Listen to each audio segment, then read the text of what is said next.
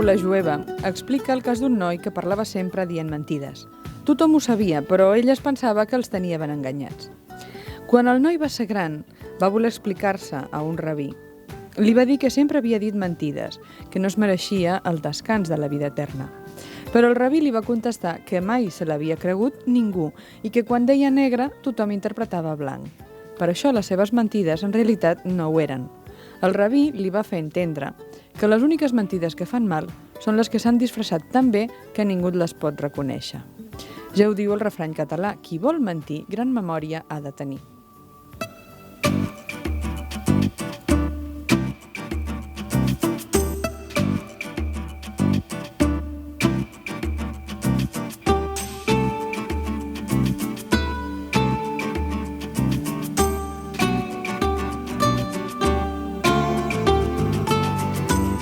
Molta gent ha parlat de les mentides, i ha dit mentides, evidentment. Gent famosa com Apol·loni, per exemple, que va dir que la mentida era el patrimoni dels esclaus, o com Montaigne, que creia que la mentida només enganya qui la diu, o com Napoleó, que creia que la falta més antiga del món no era la prostitució, sinó la mentida. Nosaltres també volem parlar avui de la mentida. Volem parlar amb tots vosaltres, si voleu parlar amb nosaltres, a través del telèfon, i amb la psicòloga Emília Ros. Bon dia. És fàcil o difícil parlar de la mentida? No, no és difícil perquè jo penso que hi ha molt a dir. Fixa't una cosa, que si ara anéssim pel carrer i preguntéssim a qualsevol adult si diu mentides, ens miraria malament i ens diria que no en diu mai. A la gent no li agrada gaire sentir això, parlar de mentides, no? Té mala premsa. Sí, no sé, és com si la paraula recordés segons quines coses, no? Molt bé, doncs després establirem aquest diàleg amb els oients. De moment podríem començar pel principi i explicar o intentar explicar què és la mentida, si és que no ho sabem ja tots plegats. Sí, a veure. La mentida, per un costat, és una cosa tan habitual que quasi ni li fem cas. I la mentida és una cosa molt poderosa. Precisament és el poder que li atorguen les paraules. Si no sabéssim parlar, no existirien les mentides, no?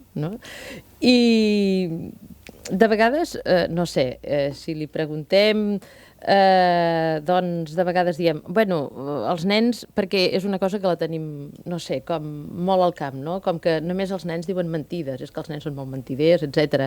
I jo el que penso és que d'entrada el que podríem dir és que els nens són aprenents de mentides, això sí, però no són mentides encara perquè encara no dominen ben bé el llenguatge. És a dir, només diu mentides, realment, qui és adult i qui domina el llenguatge. És a dir, que tot just comença el camí quan són petits i diem mentides. I tant que sí, aquest el comença, no? Hi ha una cosa important, i és que la mentida, per exemple, doncs, no sé, parasita molt tota la comunicació entre les persones, no? Perquè, a veure, es menteix molt sovint, amb molta facilitat. Sí, perquè la mentida ofereix moltíssims recursos, no? Fixem-nos que diem mentides per quantitat de raons, des de per por, per pudor, per conveniència, per cortesia, de vegades per amor. Fixem-nos que inclús, no sé, en una conversa ens trobem amb una persona al carrer i que potser hem passat un disgust o no estem gaire bé i ens pregunta com ens va i li diem potser amb un gran somrís de meravella i potser estem a punt de plorar, no? Per un altre costat, no sé, de vegades ens han regalat una cosa i diem que és molt bonic, ho trobem preciós i no ens agrada gens, no? Però hi ha mentides, jo ara em posaria en el paper de defensa d'alguns casos d'aquests, hi ha mentides que es diuen per protegir. És a dir, que tenen una excusa, podríem dir. Sí, i fixem-nos una cosa molt curiosa, i això es veu molt entre els nens, que no els agraden els nanos, els altres que informen, que traicionen, no? Els nens, en general, abans de denunciar, s'estimen més callar, o fingir, de vegades, ignorància. A França va passar un cas que durant la Segona Guerra Mundial que alguns nens, precisament per haver dit una mentida, es van convertir en herois. I va passar durant l'ocupació alemanya que en una escola va entrar una directora nova i va cridar amb una nena, els va anar cridant un per un a diversos nens i els hi va preguntar que si sabien quants nens jueus hi havien a l'escola, perquè malgrat l'obligació de fer-ho, no tots els nens eren declarats a les autoritats alemanyes, no? Els nens de l'escola tots ho sabien, però tot i sabent que era una mentida de dir que no ho sabien, no? Li van assegurar a la directora que no coneixien cap nen jueu. Però, esclar, no sé si es pot dir mentida, amagar la veritat, o callar-la. Callar-la, no dir-la. És a dir, no van dir... Esclar. No, sí, en realitat és clar. No, perquè, a veure, la paraula mentida ens suggereix a nosaltres sempre la idea de falta, no? De quelcom que està mal fet, no? I les mentides ens creen inseguretat a tots els nivells. Inseguretat a nivell individual, nacional, internacional, perquè pensem una cosa, les guerres no són el resultat de grans mentides, per exemple. Una altra cosa, la mentida institucionalitzada crea l'odi i la bogeria, com va ser, per exemple, tot el cas del nazisme.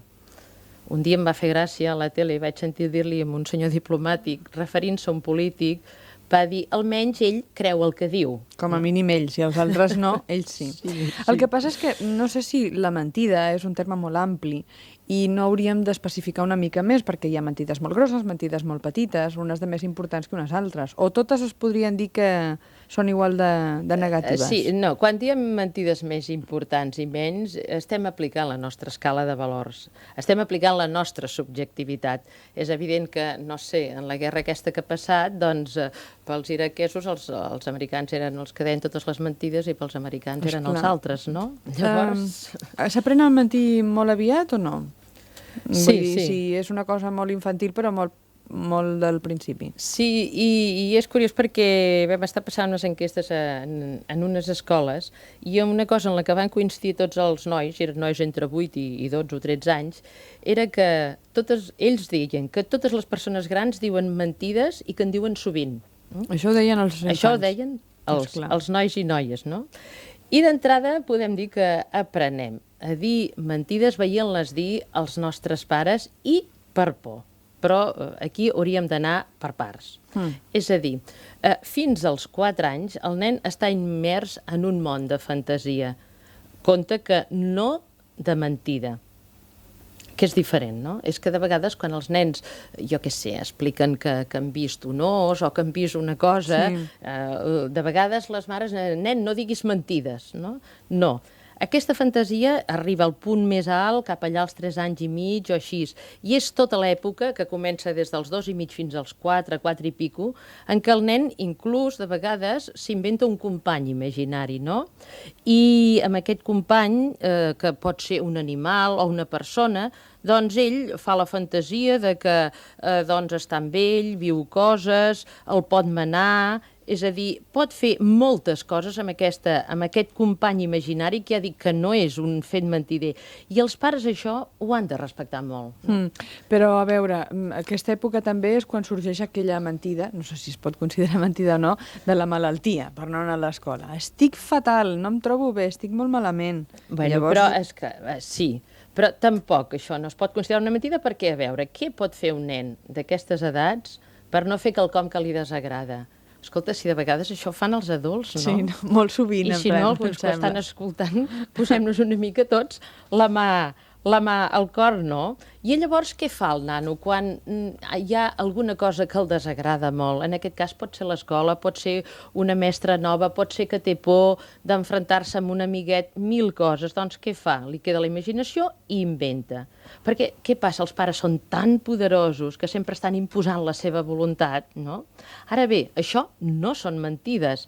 Això són petites faules que el nen inventa perquè és l'únic mitjà que té per defensar-se del món dels adults, no? Res més que això. I llavors, com es pot ajudar un nen que està, per exemple, fent això, no? La faula de la malaltia per no anar a l'escola? Com ajudar-lo perquè ells reconeguin que el que diuen no és exacte? No sé si és massa complicat per un nen, també, tot aquest procés. Doncs mira, és que hi ha una cosa molt important i que hauríem de tenir una mica en compte els pares, i és d'entrada mai dir-li a un nen que és un mentider, perquè això sí que és una mentida. No? Dir-li a un nen que és un mentider és una mentida, no? No sé, hi havia una nena un dia que jo vaig veure per al carrer que anava com d'uns 4 anys, 3 i mig, i anava amb una mare, amb un cotxet que portava una criatura molt petita, i la nena li va dir que li feia molt mal al mitjó, no?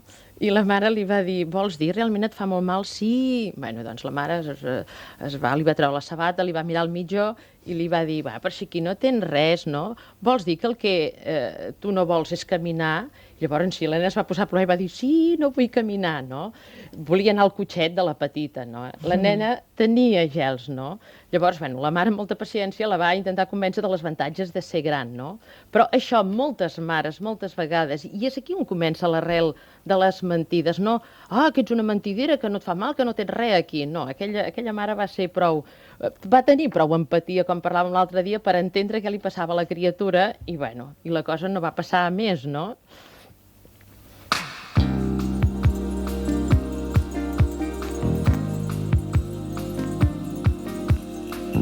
Les mentides són avui les protagonistes. Bé, en realitat no és que nosaltres estem aquí dient mentides, estem intentant saber què és el que hi ha al darrere de la mentida i per què es produeixen les mentides. Estem parlant amb la psicòloga Emília Ros. El telèfon de Catalunya Ràdio l'obrirem d'aquí uns instants, també per la vostra participació, en funció d'unes preguntes que ens agradaria que contestéssiu. Després d'uns minuts i de més explicacions. Catalunya Ràdio. Espró, sequedat, arrugues, flexibilitat, marciment. Liposomial antienvelliment corregeix totes les manifestacions de l'edat en la pell. Liposomial antienvelliment és més que una crema antiarrugues. Un producte de Lotalia, a les farmàcies. Quan arriba la primavera, la pell es vesteix de colors a mar franc. Colors càlids, turqueses, verds, blaumarins. Vine a vestir-te de primavera, a lluir el millor de tu. Mar Franc, a Platja d'Aro i Puigcerdà. La millor pell, al millor preu.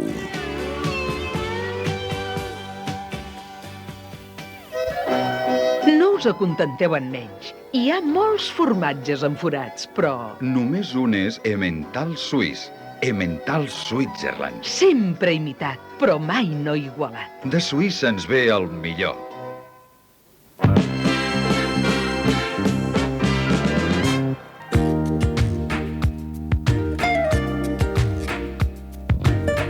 Hi ha una altra mentida infantil, o considerada mentida infantil, que són aquelles fantasies que els nens expliquen de la cosa que han somiat i la contesta sempre, ets un mentider, t'inventes unes coses, Sí. però realment els nens somien unes coses molt fantàstiques, molt estranyes. I de vegades terrorífiques, I segurament se les creuen, per ells no deuen ser una mentida. Per què No. són viscudes pels adults No, com no. mentides? No, i a més els hi provoquen de vegades tanta impressió que de vegades hi pensen durant el dia, no? És a dir, allò que han somiat, que els hi ha fet tant de terror, després ho estan dient durant el dia. Doncs no se'ls hi ha de dir mai que no existeix allò que el nen explica, sinó, entre cometes, acceptar-lo i parlar-ne. Parlar-ne amb la mare, amb la família, perquè és una manera de compartir la por del nen. Inclús aquesta mena d'animal, cosa rara, que l'espanta tant, va molt bé, doncs, no sé, poder-lo dibuixar en un paper. I després, doncs, al cap d'uns dies, o el mateix dia, no sé, se'l pot fer marxar per la finestra, no? És a dir, entrant en el regnat de la fantasia, no? Poder dir, goita, mira, ja ha marxat. Perquè si un nen, no sé, al vespre crida i jo què sé, diu, per exemple, que hi ha un os sota el llit, no? No se li ha de dir, calla, que això són tonteries, vinga a dormir.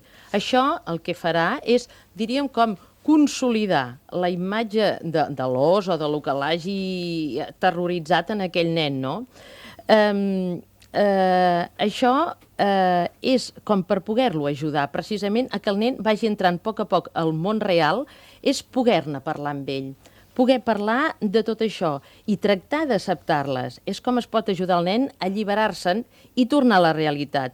Quan més se'n parla, més perden la seva càrrega emotiva aquestes fantasies. Hi ha una cosa molt important, i és que tot el que el nen expressa no actua mai negativament en el seu inconscient, molt al contrari. És a dir, que d'alguna forma qui comença o qui obre el camí no són els nens a l'hora de les mentides. No, són els adults. I perquè, entre altres coses, prenen per tontos en els nens que no ho són gens. Per exemple, comencem per una que en diem la mentida social, que és l'engany de papàs Noel, reis, etc etc. Aquesta mentida innocent que els adults els hi transmeten als nens és la responsable de les decepcions de vegades terribles que comporta el saber que aquells personatges no existeixen. Després hi ha una altra mentida que és molt important i que aquesta moltes vegades, encara que sembli que estem només parlant de nens, està doncs, molt pesant en la vida de molts adults, que és la necessitat sàdica que tenen molts pares i mares de fer por als seus fills, amb animals o amb persones de qualsevol espècie. Pot ser, abans era l'home del sac o el que sigui, no? Perquè una manera de fer-los creure. I això precisament és una forma ben palpable de la incapacitat d'aquests pares per controlar saludablement els seus fills, disciplinar-los en un clima de confiança i educar-los això, en l'autenticitat.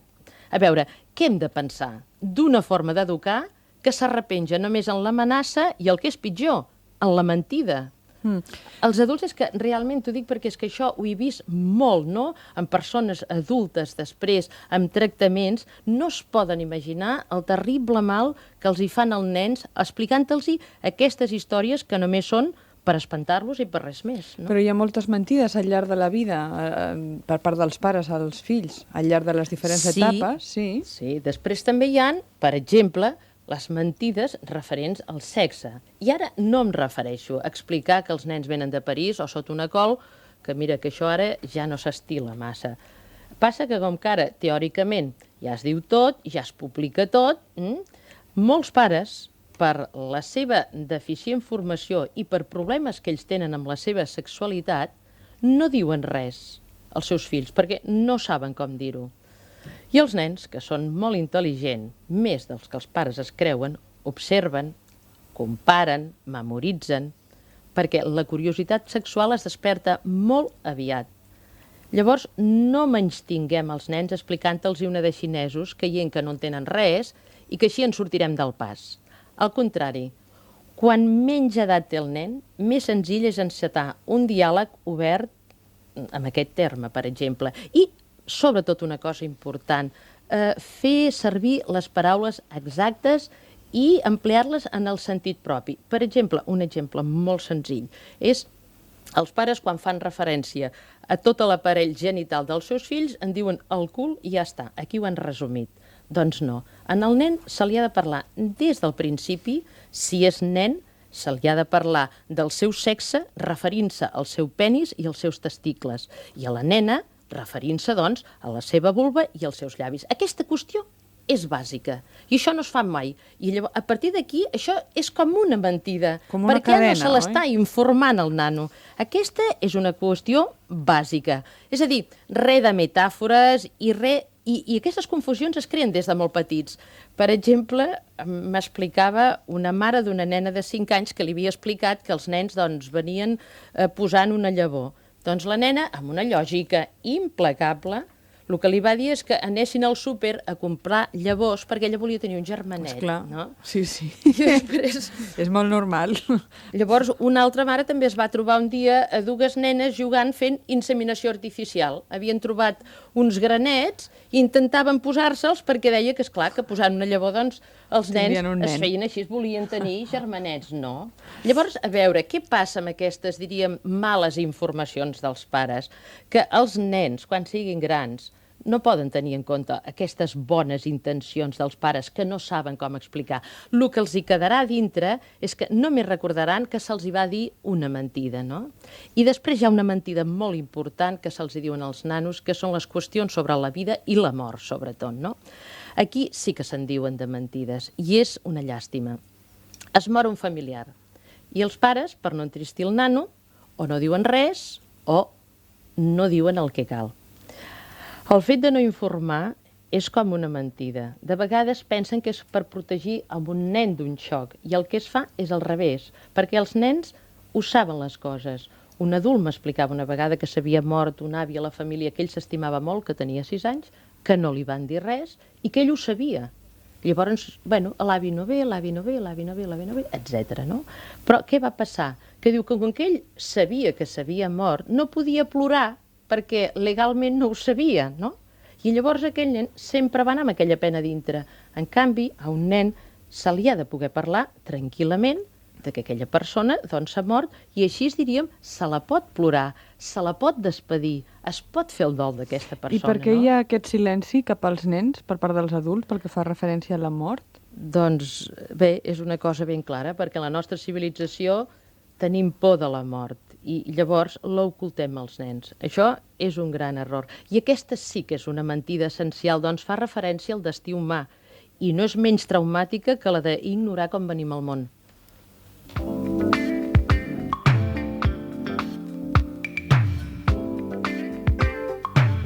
Ens agradaria parlar amb tots els oients de Catalunya Ràdio. Bé, amb tots és molt difícil. Amb alguns que vulguin parlar amb nosaltres sobre les mentides i les veritats. I a ser possible sense dir mentides, esclar, perquè la cosa avui és bàsica i fonamental. Podríem saber si considereu que dir mentides en general, no? Per la vida, als companys, als fills, a la parella, que és necessari per la convivència. Si això penseu que és molt imprescindible, la mentida per la bona convivència. I després, si específicament perquè la família funcioni, si és necessari dir la veritat, o si penseu que de tant en tant també cal dir alguna mentida. I per una altra banda voldríem saber si penseu que hi ha mentides que poden marcar una vida, com aquestes explicacions que ens feia ara la psicòloga Emilia Ros, i si recordeu, d'una forma particular, si mentides que us van dir quan éreu petits realment penseu que us han marcat d'alguna manera la vida o que encara, si les recordeu, us fan una mica de mal, com l'exemple del nen que ens posava la psicòloga, el nen que va perdre el seu avi. El telèfon de Catalunya Ràdio per parlar de totes aquestes veritats en funció de la mentida és el 201 7474. Catalunya Ràdio.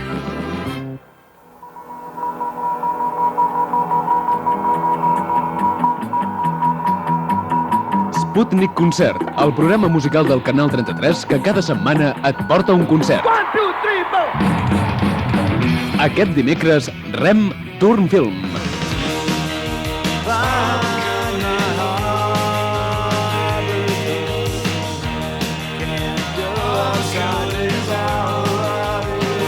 Rem Tour Film, una de les millors pel·lícules de concert dels últims anys, protagonitzada pel grup més intel·ligent del rock americà. Sputnik Concert, dimecres 20 de març a 1:15 de la matinada.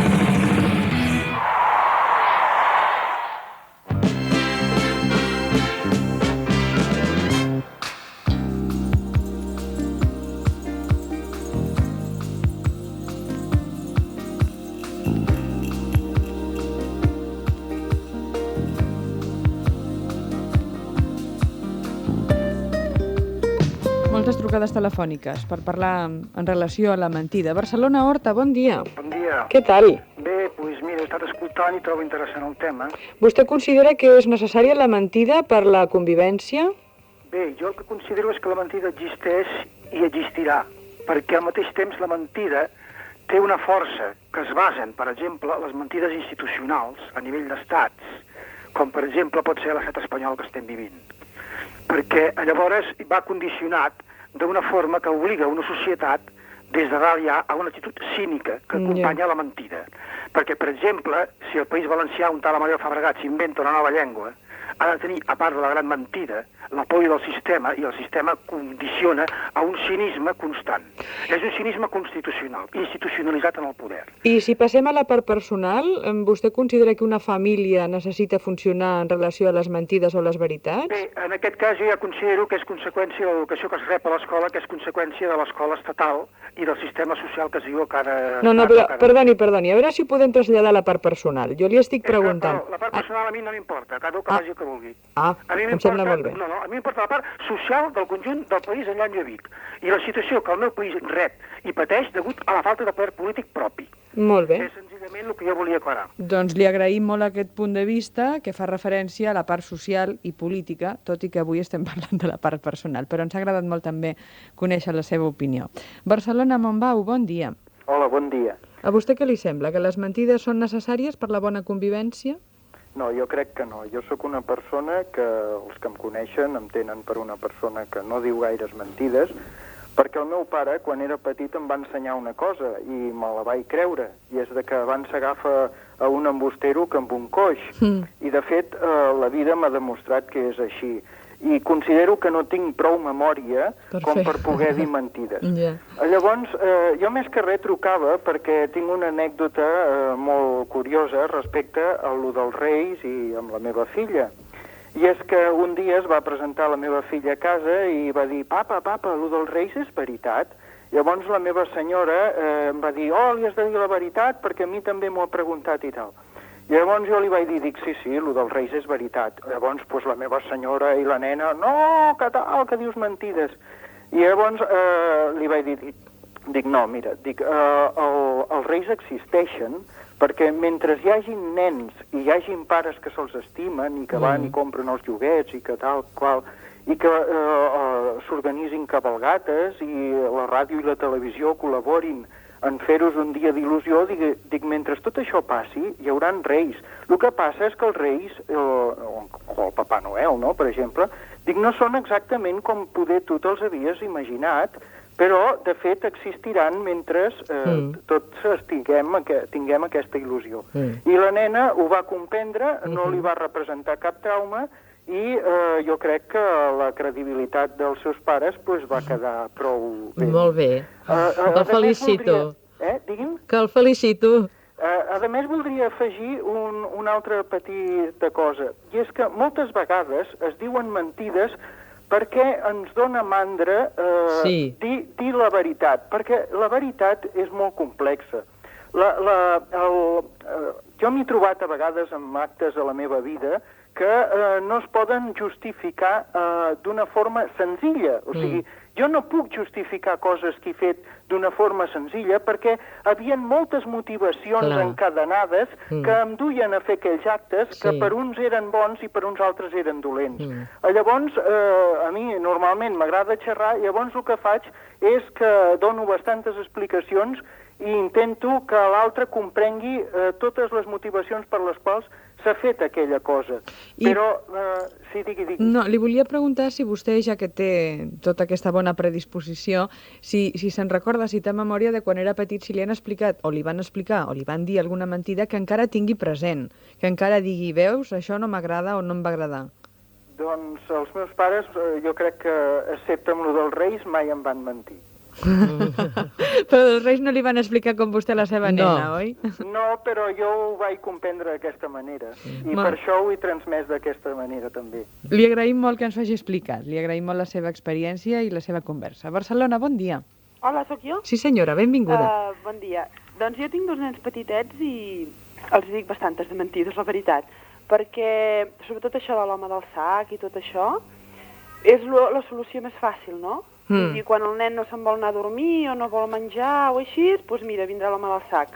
I això sí, no m'agrada, no, pobrets, perquè després veig que potser, per exemple, avui la nena estava jugant i ha sentit un soroll del veí de dalt i m'ha preguntat si era l'home del sac. Quants anys té la nena? 3. 3 anys. 3 anys. I ho fa per la bona convivència, com dèiem? És a dir, vostè creu que és necessari convèncer-la d'aquesta manera? No, més aviat per comoditat, no? Per comoditat dels pares.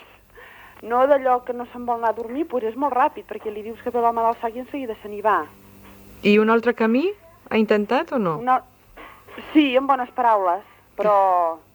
Però, esclar, miri, però pensi una cosa important, que les bones paraules, doncs, d'alguna manera farà uns nois i noies tranquils i no mentiders, i les mentides farà uns nens i unes nenes mentiders, i sobretot les mentides que fan efecte a les coses que els hi fan por.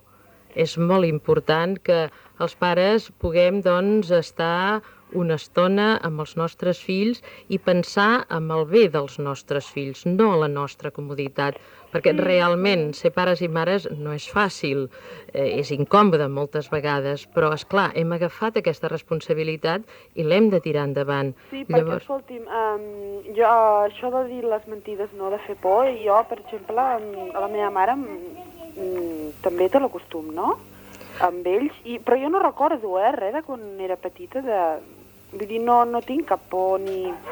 Vull dir, no sé, no recordo que m'hagi afectat. Sí, però fixi, si més no, això es va transmetent, no? Sí, això sí. I llavors un dia parlarem de la relació mares-filles i veurem què passa aquí amb la transmissió de tantes coses errònies, que a la llarga, en definitiva, per qui seran perjudicials seran pels seus fills. És a dir, que vostè digui que ara no recorda això, no sap com la sensibilitat dels seus fills respondrà a aquestes mentides que vostè els està dient i que, ja dic, són molt i molt perjudicials pels nens. Li agraïm molt que ens hagi trucat i que hagi estat tan sincera i a veure Moltes si gràcies. aquesta conversa com a mínim l'ajuda a poder canviar la seva actitud per ajudar els nens o les nenes que té. Tarragona, bon dia. Hola, bon dia. Què tal, senyora? Bastant bé. Sí? Amb mentides o sense mentides a la seva família? Amb mentides. Moltes? De quina classe? Moltes i grosses? El que passa és que tinc una filla i ella te ve i t'explica, bueno, tot, no les mentides d'aquestes institucionals, no? Però com Tito Pérez, Reis, Papa Noel, les aprofita totes, jo per mi que les sap. Quants anys té? Ja està a punt de fer-ne 6, però ella el que vol és... Jo veig aquella desconfiança que com si la nena n'arribés a dir-li jo tot això és veritat, no tindràs res. Bé, bueno, doncs... Que s'inventa la gent per fer regals i tu no tindràs res. Exactament. Jo li he intentat explicar que tindrà el mateix. Sigui mentida, sigui veritat. Però no hi ha manera. Bé, el que passa és que la nena encara és una mica petita i probablement ho sap, això, però el que passa és que aquesta nena encara, diríem, és com massa dur, potser per ella en aquest moment, acceptar una realitat. Encara està tot just fregant aquests anys que dèiem en el que el nen està molt sotmès, ficat a dintre del món de la fantasia, no? I que de vegades els hi és difícil, doncs, deixar-la anar. Fa un mes i mig fora. I al cap de 2 dies truquen de casa, vull dir, havien trucat, hem arribat bé, tot això, no? I el dia següent tornen a trucar. I la meva tia, una cara estranya i tot. I jo dic, aquí ha passat alguna cosa gros. Però jo no vaig atrevir a preguntar-me, com que no deien res, tothom sèrio, doncs jo res. I evidentment, és el dia de tornar i m'ho van dir. Diu, s'ha mort el teu tiet. Però ja havia passat un mes i mig. Perquè, home, ja ho hagués vist, tenia 10 anys, si veig que tothom negre, doncs no s'haurà mort. I a més que no em van vindre a veure durant aquest mes i mig, que sempre venien els meus pares a veure'm i tot això, jo ho sospitava. Clar, però és que és això, és el que dèiem abans, no? És com fer una ofensa en el nen, no creure'l capaç de saber les coses i de poder-les assumir, no? Gràcies, senyora, també per la seva trucada i per la seva companyia.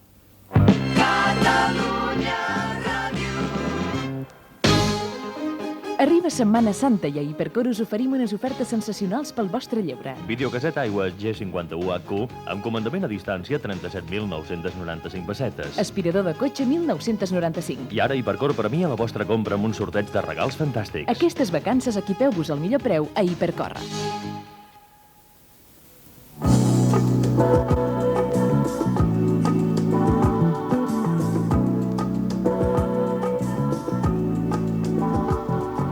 La solució. Un programa de Catalunya Ràdio dirigit per Adelina Castillejo.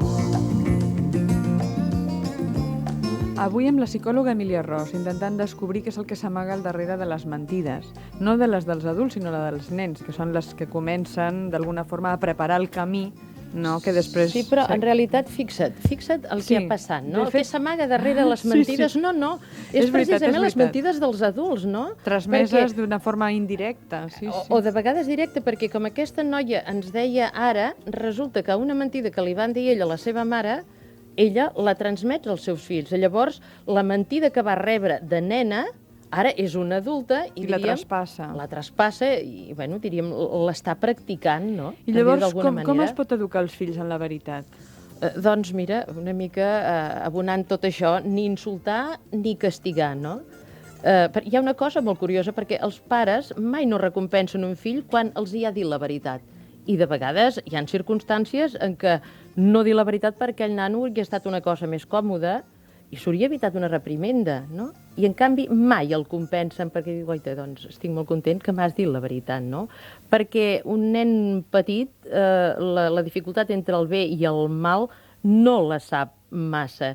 Per ell està bé el que és permès i està malament el que és castigat. Per un nen, no sé, de 5 anys, una mentida és una cosa tan dolenta, no sé, com pot ser no rentar-se les mans o tacar un quadern. Quan ja són una mica més grans, 8-10 anys, el nen ja entra en l'àmbit dels adults. I llavors a aquesta edat de vegades inventa mentides per, no sé, per atraure l'atenció, també per necessitat de sentir-se com els altres, no? També menteix per defensar-se, no? De vegades una cosa que tens por de que, o l'has trencada, tens por que la teva mare et renyi o el que sigui, doncs es diuen mentides, no? Aquest és un tipus de mentida molt corrent. És a dir, el que a mi m'interessaria recalcar aquí és que els nens moltes vegades, quan els diem ja més grandets, que diuen mentides, les diuen per por, perquè necessiten protegir-se, no? I els adults també moltes vegades.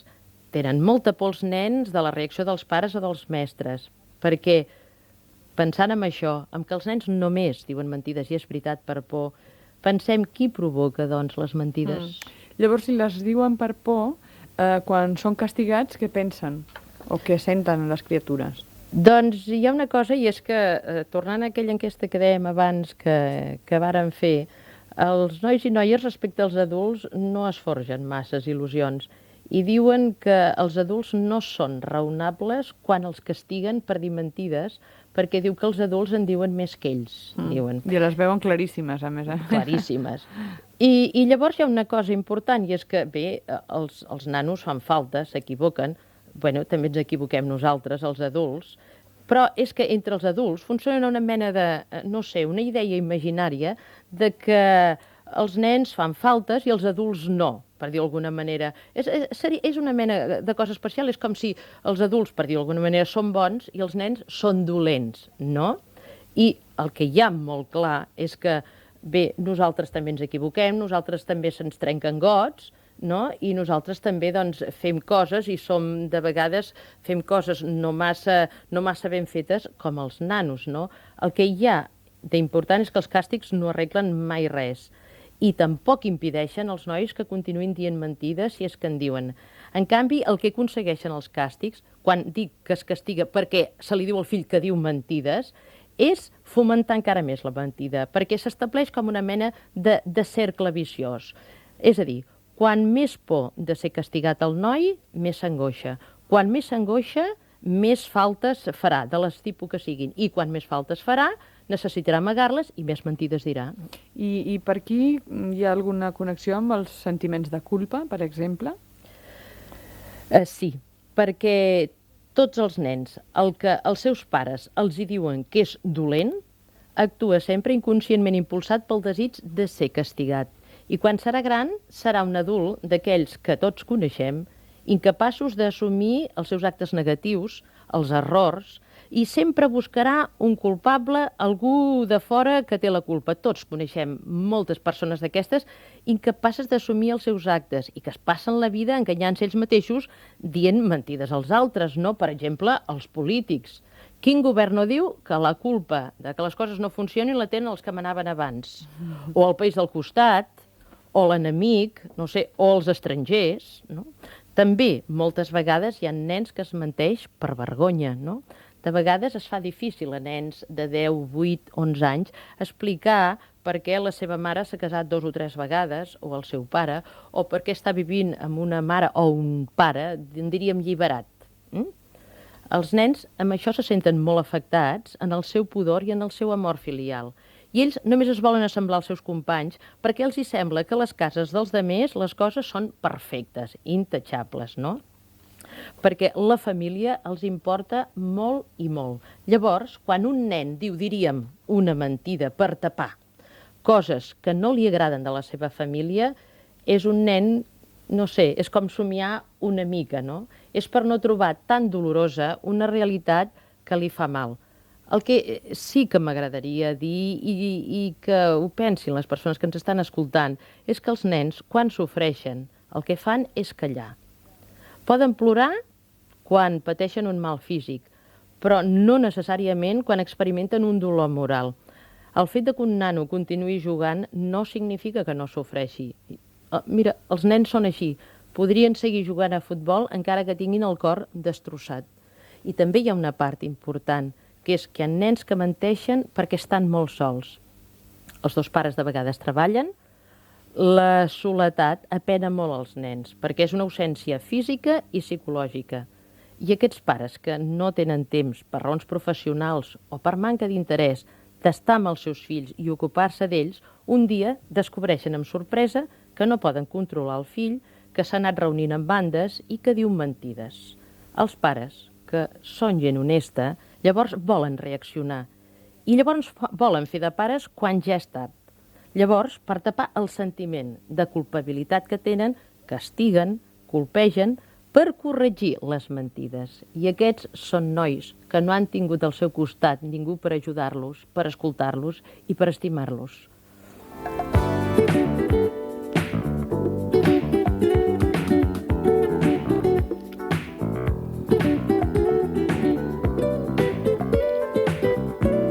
Ens agradaria parlar de les mentides, ara amb els oients de Catalunya Ràdio. Si voleu fer les vostres trucades, recordeu els telèfons 201 7474 o 93 201 7474.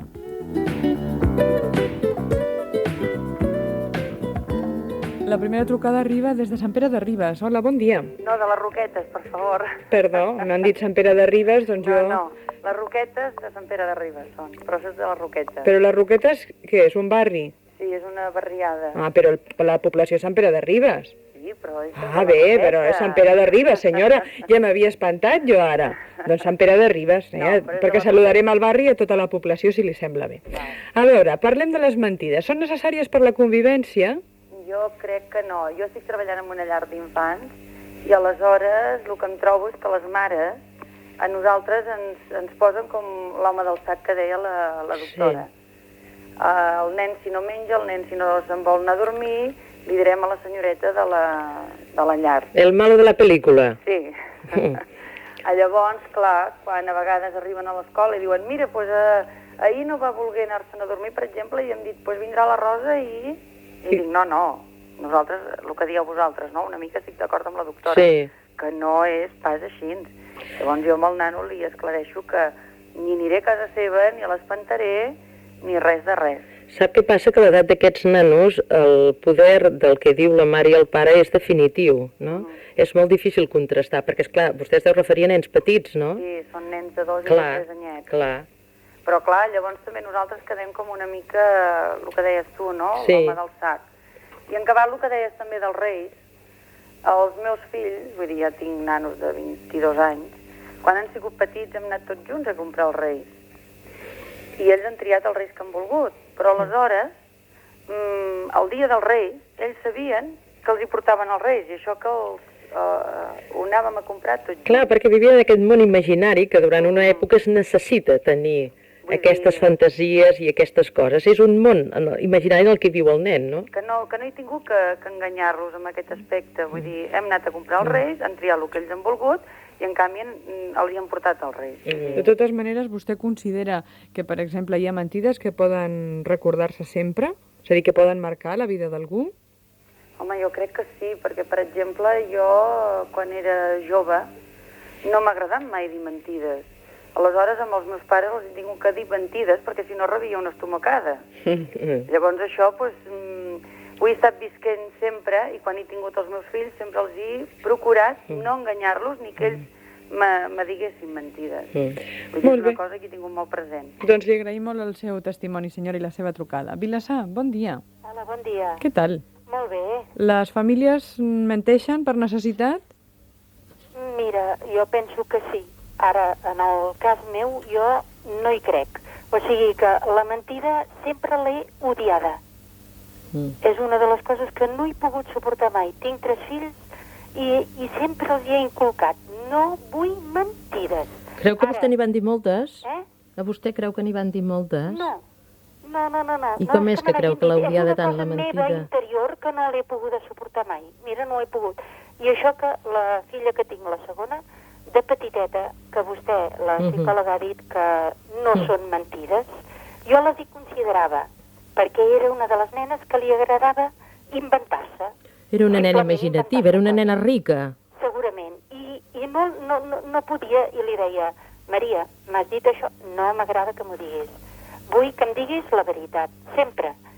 I inclús amb això dels Reis que deien, Jo això no li atribuïa als reis enganyar les criatures com si fos una mentida piadosa, diguem-ho així, sinó que jo ho atribueixo a la innocència dels nens, a guardar-los aquella innocència. Jo, quan arribaven a 7 o 8 anyets, que ja veies que a l'escola entre ells s'ho parlaven i tot això, doncs amb el meu marit, fins inclús el mateix dia dels Reis, un cop havien rebut els regals, els hi dèiem.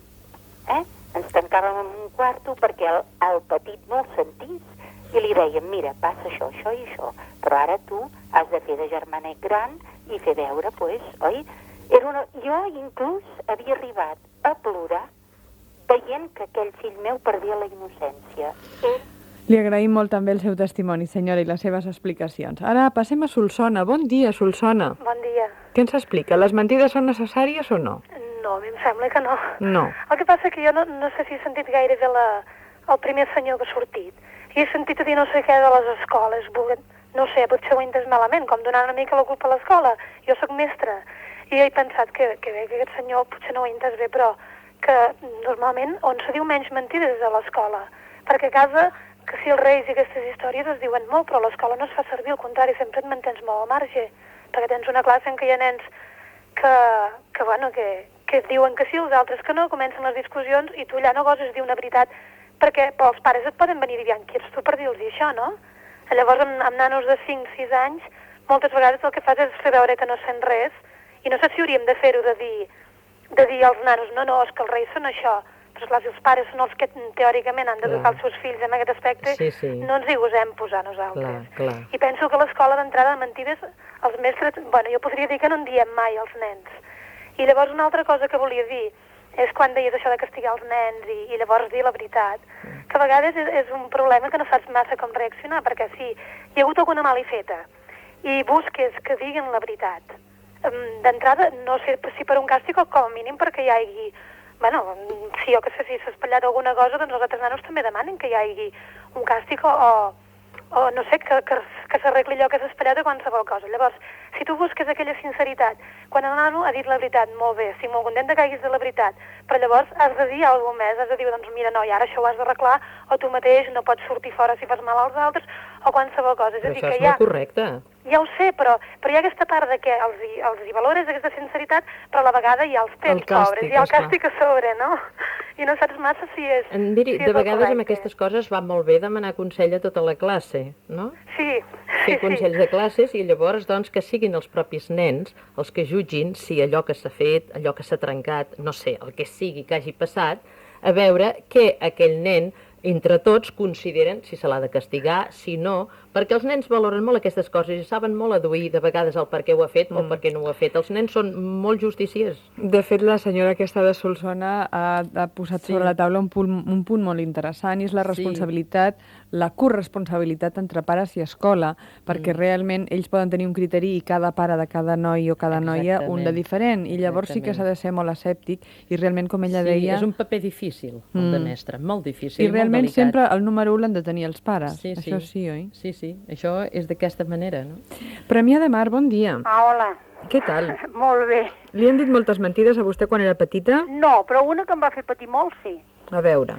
Ara és una borrada, riureu, Perquè és divertida. Si a vostè la va fer patir, no és divertit, senyora. No, ja ho sé. Tot el que fa patir amb un ser humà, si un altre se'n diverteix d'allò, és que és un sàdic. No. Llavors nosaltres no ens anem a riure del seu sofriment. No, deixi'm explicar, miri. Ara quan un nen petit li cau una dent, el raton Pérez li porta una tonteria, no? I jo, en canvi, quan era petita, m'explicaven, em varen dir quan havia caigut la dent, que les havia de guardar.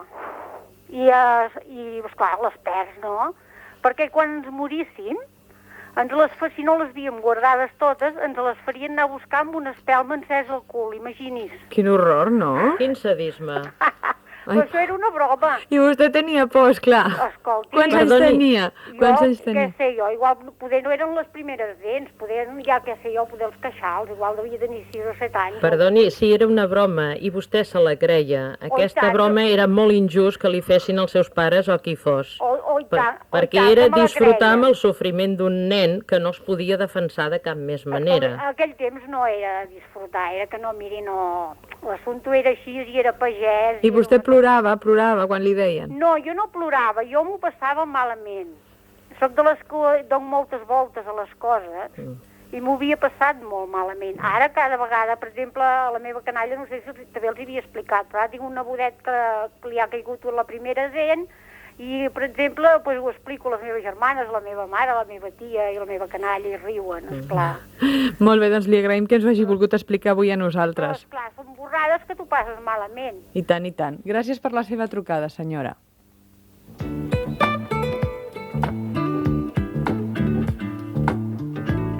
Suposo que cal fer alguna última puntualització. Sí, només el que podem veure amb tot això és això, que ens agradi o no, i l'altre dia parlàvem de la família com ajuda, no?, a cohesionar el nen i li dona seguretat. En aquest cas, la família, en el cas de les mentides, n'és la causa directa de que els nens diguin o no diguin mentides. Alguns nens pateixen tant psicològica i moralment en la seva primera infantesa que el seu sentit de la realitat llavors queda molt pertorbat.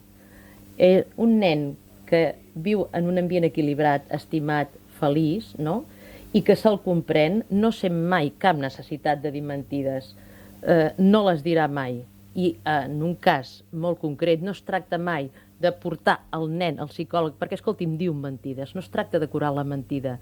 La mentida només és un símptoma d'un nen que està patint moltes coses. S'ha de tractar a la persona com una totalitat.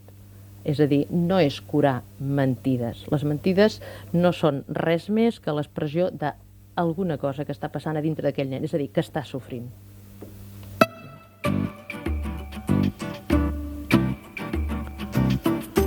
Ens agradaria molt que després d'aquesta conversa i després d'escoltar les persones que ens han trucat, tothom comprengués una mica millor els nens o els adults que diuen mentides i intentessin mirar una mica enrere o a dintre de les paraules d'aquestes persones. I com és important no dir mentides als nens, és del seu lloc d'avis, de tiets, de pares, de mares o d'adults.